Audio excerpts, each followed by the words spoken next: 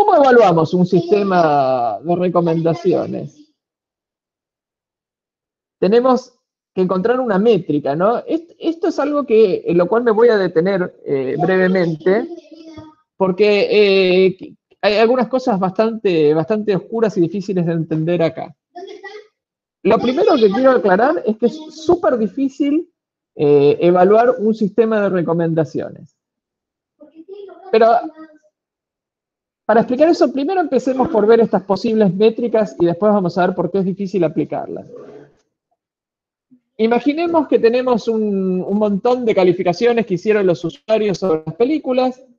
Puedo proceder, como en la mayoría de mis problemas de Machine Learning, digo, el 80% de esas calificaciones las uso para entrenar y el 20% restante las voy a usar para ver como set de test, para ver qué tan bien o qué tan mal me va. Si las calificaciones tienen fecha, obviamente esa partición la hago por fecha, ¿no? Para decir, bueno, si en base a todo lo que sé hasta el 1 de abril, quiero ver cómo me iría con las predicciones de las calificaciones del mes de abril.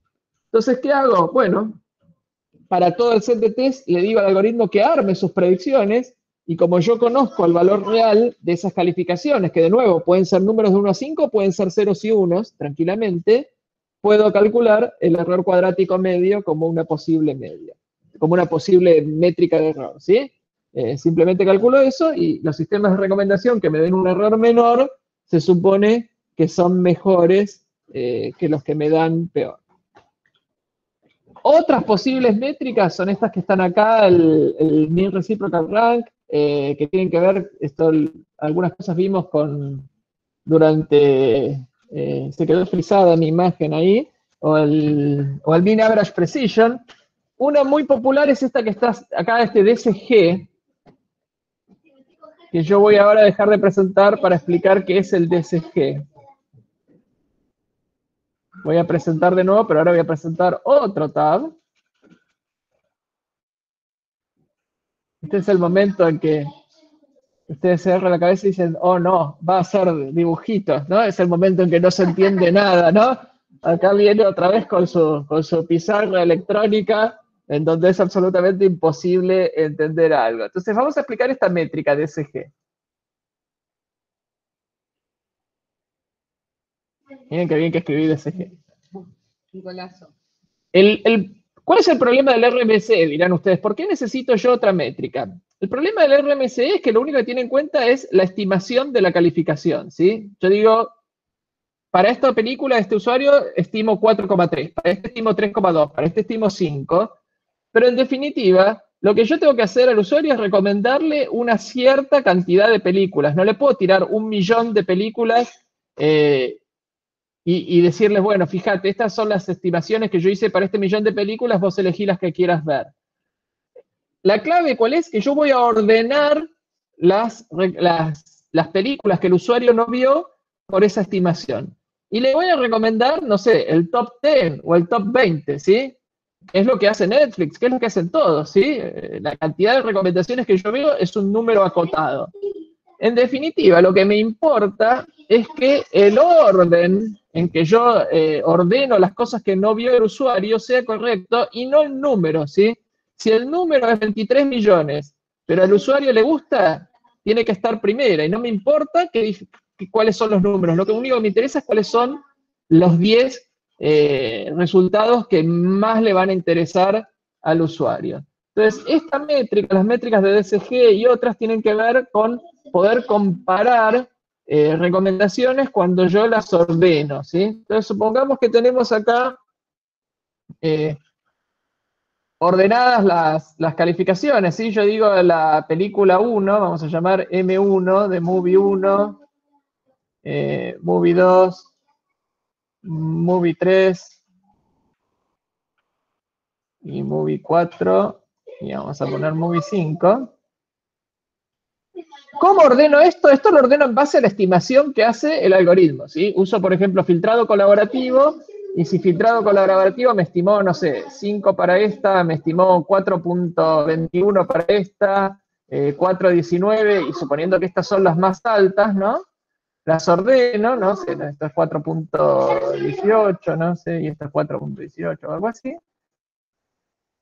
Ordeno, ¿sí? De acuerdo a la estimación, y digo, estas son las 5 películas que voy a recomendar. Ahora, como en el set de test yo tengo la calificación real de los usuarios, podría decir, bueno, a esta al usuario efectivamente le dio un 5, a esta le dio un 2, a esta le dio un 4, a esta le dio un 4, y a esta le dio un 1, ¿sí? ¿Qué podría hacer yo para calcular esto? La idea es muy simple, es dividir el número este que está acá por la posición en la que aparece, ¿sí? Por la posición en la que aparece, esta es la posición 1, esta es la posición 2, esta es la posición 3, esta es la posición 4 y la posición 5. Entonces podría ser algo así como 5 dividido 1, más 2 dividido 2, más 4 dividido 3, más 4 dividido 4, más 1 dividido 5, y lo que yo quiero es maximizar esta suma, ¿sí? Si un algoritmo suma más que otro, se supone que es mejor. Fíjense que a medida que yo avanzo en el ranking, cada vez voy dividiendo por números más grandes, entonces la calificación va siendo relativa. Lo importante es que las primeras tengan un buen número. Como esto es un poco violento, este 1, 2, 3, 4, 5, en general lo que se hace es tomar el logaritmo de la posición y no la posición en sí misma, y en general para las dos primeras no se hace nada. Entonces me quedaría 5 sobre 1, más 2 sobre 2, más 4 sobre el logaritmo de 3, más 4 sobre el logaritmo de 4. Ese 4 es la posición, ¿no?, en la que aparece la película. Más 1, 1, sobre logaritmo de 5.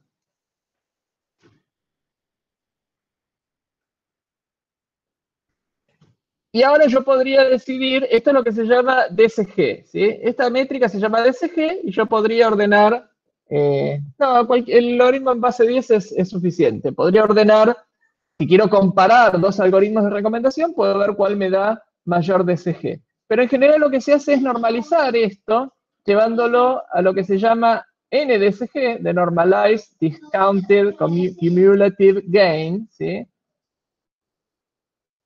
En donde lo que vamos a hacer es, si estas son las calificaciones, ¿cómo debería haberlas ordenado un algoritmo ideal?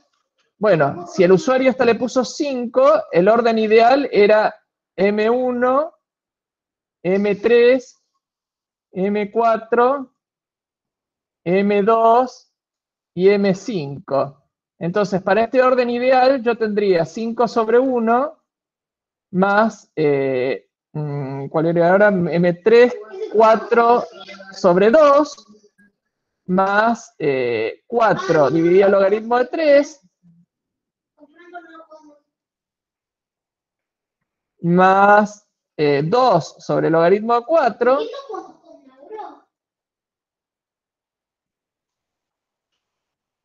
más 1 sobre el logaritmo de 5, y esto es lo ideal, ¿no? Esto es lo ideal. Esto es óptimo. Entonces, ¿cómo se calcula el NDSG? Muy fácil. La sumatoria de todo esto dividido la sumatoria de todo esto. Y ese es un número entre 0 y 1, ¿sí? El NDSG va de 0 a 1, donde si es 1, quiere decir que el ordenamiento que el algoritmo le dio es el óptimo, ¿sí? Ordenó las películas de forma óptima con respecto a las calificaciones que yo conocía del usuario. Y si es 0, quiere decir que es un desastre. Entonces, este NDSG entre 0 y 1 es más fácil, digamos, de usar como métrica para comparar dos algoritmos, ¿sí? Y ahora podemos explicar de dónde viene el nombre, que es normalized porque dividimos por ideal, discounted porque usamos el logaritmo, cumulative porque sumamos, gain, que es esta cuenta, ¿sí? Así que ahí viene la explicación de qué cosa es el NDSG y por qué en muchos sistemas de recomendación se usa como métrica el NDSG.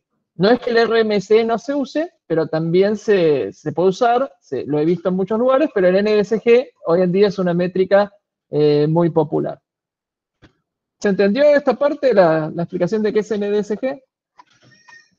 Si no lo entendieron, en el apunte también está explicado, así que tienen otra oportunidad si no lo hice bien.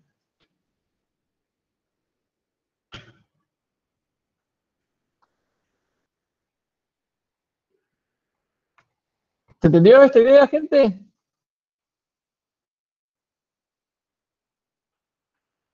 Bueno. Entonces, ahora volvemos a la... Vamos a volver acá. Y de nuevo, de todas estas métricas, ¿cuál es el problema?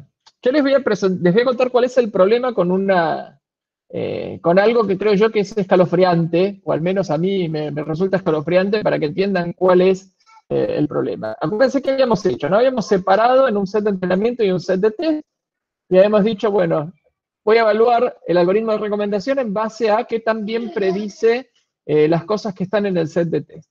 Es decir, que si en el set, por ejemplo, si al usuario le habían gustado 5 películas, yo 4 las pongo en el set de entrenamiento y ahora me fijo qué puntaje le da a esa película que yo conozco el algoritmo. ¿Qué es lo que pasa? Que el algoritmo podría recomendar otra película que no está en el set de test y podría estar perfectamente bien. Porque esa es precisamente la idea de un sistema de recomendación, es recomendar cosas, no reconstruir las calificaciones, ¿sí?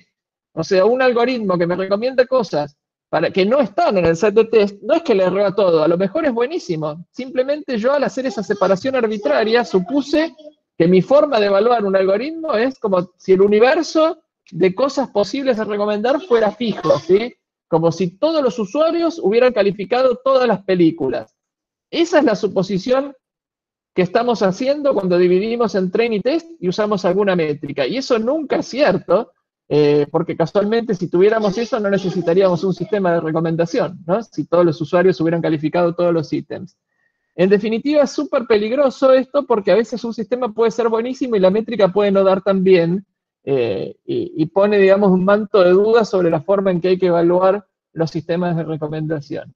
¿Qué es lo que siempre funciona? Es ponerlo en prueba, ¿sí? Hacer un A/B test, poner, por ejemplo, 2 sistemas de recomendación y ver cuál me da mayor métrica en lo que sea que yo esté midiendo. Tiempo que el usuario mira Netflix, plata que gasta en Kindle, lo que sea que yo quiera medir, lo puedo comparar con un A/B test entre 2 sistemas de recomendación distintos.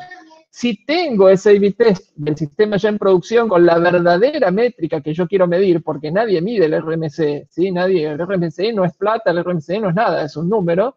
Lo que yo puedo después analizar es de todas estas métricas que tengo acá en esta transparencia, y hay un montón de métricas más, ¿cuál es la que mejor correlaciona con la realidad? ¿Sí? O sea, si yo hubiera usado el RMC, ¿hubiera elegido el algoritmo que va ganando en plata en este A/B test que estoy haciendo? Sí, bueno, entonces usemos el RMC como forma de evaluar internamente nuestros algoritmos de recomendación.